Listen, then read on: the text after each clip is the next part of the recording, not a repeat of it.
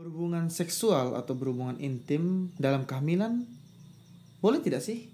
Salah satu pertanyaan yang sering ditanyakan pada pasien-pasien yang sedang dalam kehamilan itu boleh tidak berhubungan suami istri atau berhubungan seksual.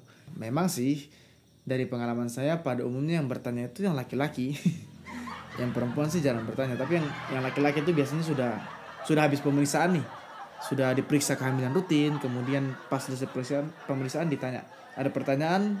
Nah, saat itulah kemudian nanti biasanya laki-lakinya bisik-bisik nih, "Dok, boleh nggak berhubungan suami istri atau berhubungan seksual?" Banyak orang berpikir bahwa tidak boleh karena mereka takut bahwa itu akan menciderai bayi. Itu juga akan membuat bayi itu bisa lahir prematur, bisa membuat kegagalan pembentukan organ pada bayi, bahkan sampai membuat infeksi dalam kehamilan itu, sehingga banyak orang memutuskan untuk tidak berhubungan seksual. Tetapi bagaimana dari kacamata medis yang sesungguhnya, apakah boleh berhubungan seksual, berhubungan suami istri dalam kehamilan? Kalau boleh, kapan saat yang terbaik? Dan apakah ada hal-hal yang harus dilakukan supaya kehamilan itu tetap aman?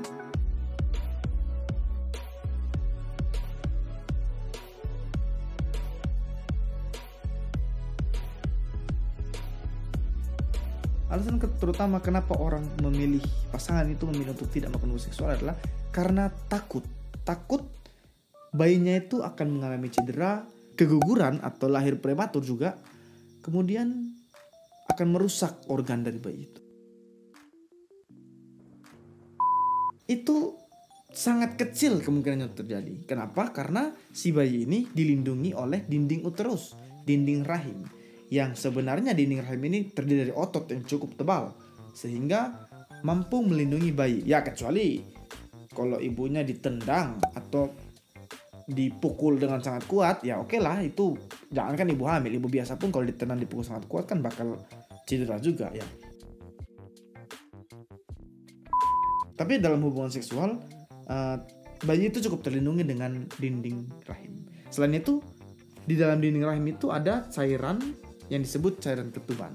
Nah, cairan ketuban ini juga sebenarnya berfungsi sebagai bantalan. Seperti dia melindungi, karena dia dalam air itu, maka ketika ada benturan atau goncangan atau tenaga dari luar, bayi itu akan relatif aman dalam perut. Jadi sebenarnya tidak perlu takut berlebihan untuk berhubungan seksual dalam kehamilan. Nah, gimana? Bapak-bapak udah mulai senang nih. Tapi tahan dulu, karena memang ada juga kondisi-kondisi tertentu yang patut kita sarankan untuk tidak berhubungan seksual. Karena itu bisa meningkatkan risiko-risiko terhadap kelainan tertentu. Misalnya, pada pasien dengan plasenta previa atau kelainan di mana plasentanya itu menutup jalan lahir. Jadi jalan lahir di bawah sini kan bayi di sini kepalanya.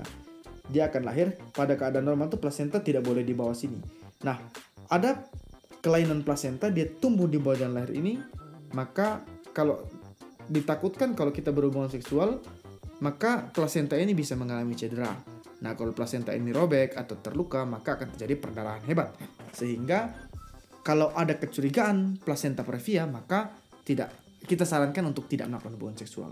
Ya, tapi tahu dari mana bahwa dia plasenta previa? Yaitu biasanya ditemukan pada pemeriksaan USG. Kemudian ada juga pada keadaan-keadaan di mana bayi itu kembar, lebih dari satu bayi dalam janin, juga sebaiknya disarankan untuk tidak berhubungan seksual.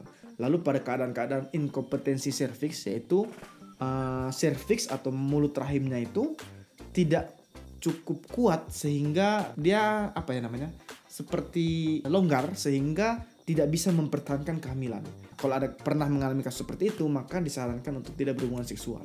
Kalau merasa ada perdarahan yang tidak wajar dari jalan lahir atau ada air ketuban yang keluar, juga tidak disarankan untuk berhubungan seksual. Karena kalau air ketuban yang sudah keluar, berarti sudah ada kontak dari bayi itu ke dunia luar, ditakutkan bisa menyebabkan infeksi pada kehamilan tersebut. Lalu kalau pasien ini juga mengalami riwayat kelahiran prematur sebelumnya, misalnya anak ketiga nih, nah anak pertamanya dulu lahir prematur, nah itu sebaiknya juga disarankan untuk tidak berhubungan seksual di dalam kehamilan. Kesimpulannya adalah, yang disarankan untuk tidak melakukan hubungan seksual itu adalah orang-orang dengan kehamilan risiko tinggi.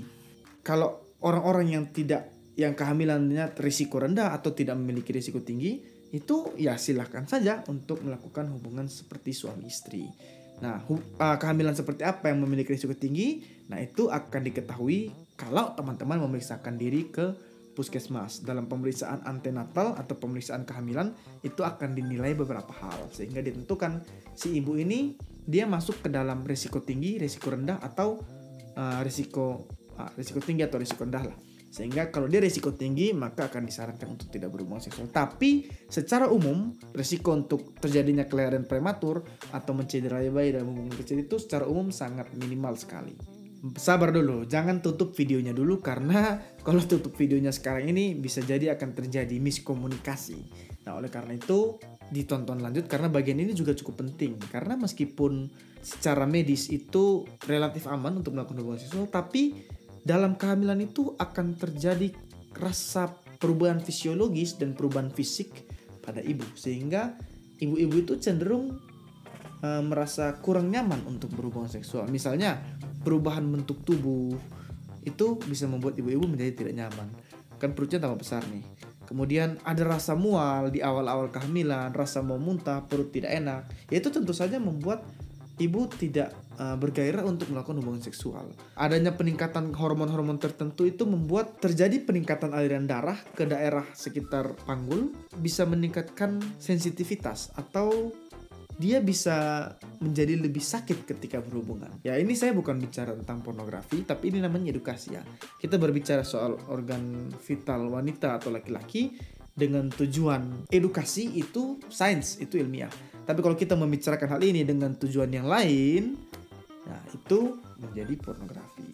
Jadi pornografi jangan disebarkan kalau video ini disebarkan. Nah begitu. Meskipun secara medis itu relatif aman, tetapi ada hal-hal yang membuat ibu ini tidak nyaman. Seperti saya bilang tadi. Ini mungkin membuat, mungkin bisa, tetapi ibunya memilih untuk tidak mau.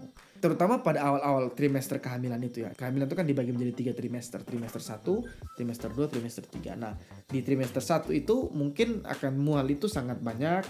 Rasa-rasa perubahan fisiologis itu sangat kuat dirasakan sehingga ibu-ibu itu menjadi kurang ingin melakukan hubungan seksual di trimester 1. Demikian juga di trimester 2, di trimester 3 maksudnya, di mana kondisi perut ibu itu sudah sangat besar sehingga membuat satu ketidaknyamanan. Nah, ini sejalan dengan penelitian yang dilakukan bahwa hasil dari penelitian itu menyatakan bahwa ternyata dalam kehamilan itu frekuensi berhubungan antar pasangan itu menurun pada trimester pertama, kemudian naik di trimester kedua, lalu turun lagi di trimester ketiga. Jadi memang trimester kedua itu waktu yang paling aman, waktu yang paling nyaman bagi si ibu karena mungkin dia sudah pengaruh mual muntahnya sudah mulai kurang dan perutnya juga belum terlalu besar. Yang harus teman-teman yang sudah menikah tentunya tahu adalah bahwa satu, sebenarnya secara medis untuk kehamilan yang tidak berisiko tinggi itu relatif aman. Jadi yang terpenting tetap lakukan pemeriksaan antenatal supaya tahu kehamilannya berisiko atau tidak. Lalu yang kedua, meskipun aman, tetap laki-laki jangan egois dong. Jangan egois, tetap komunikasikan dengan istrimu. Dia merasa nyaman atau tidak. Kalau dia tidak nyaman, ya meskipun boleh, tapi jangan dilakukan karena tidak nyaman. Lalu yang ketiga, sebaiknya gunakan kontrasepsi seperti kondom karena itu juga meminimalisir risiko terjadinya infeksi.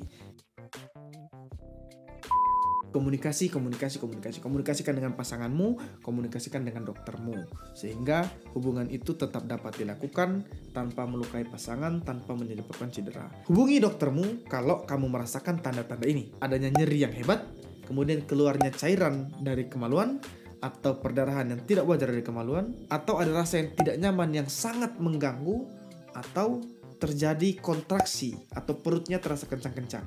Nah, kalau setelah berhubungan mengalami itu, segera telepon doktermu, hubungi doktermu sehingga bisa lakukan evaluasi lebih lanjut. Ya, video ini sampai di sini dulu. Jangan lupa di subscribe supaya kita bisa menyampaikan informasi-informasi yang kreatif tentang dunia medis. Salam sehat.